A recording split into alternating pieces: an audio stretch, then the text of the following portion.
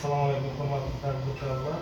Bugun navbatdagi uchrashuvimizni boshlaymiz. Uchrashuvimizda kredit bo'yicha savollarimiz bo'lsa bersanglar bo'ladi.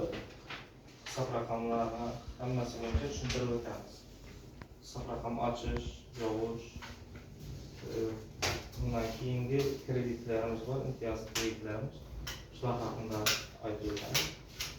Kredit bo'yicha savol bormi? Kredit bo'yicha magazin ko'rmoqchiligim shular bilan paylaşıldı. Tamam. Shular nima 312 sonli qarorga asosan olishingiz mumkin. İmtiyozli kreditimiz bor. Bu kreditimiz bo'yicha 300 milliongacha ajratiladi kredit. Yakka tadbirkor MCJ oilaviy korxonalarga beramiz. Оборотқа bo'lsa 2 yilga beramiz.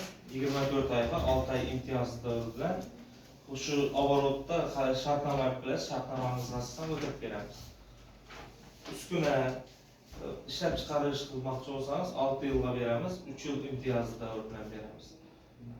Unda shu olaturgan uskunangizning shartnomasini bilasiz, ta'minot chiqadi. Shuni o'rganib chiqib hammasini kreditlarni chiqarib beramiz.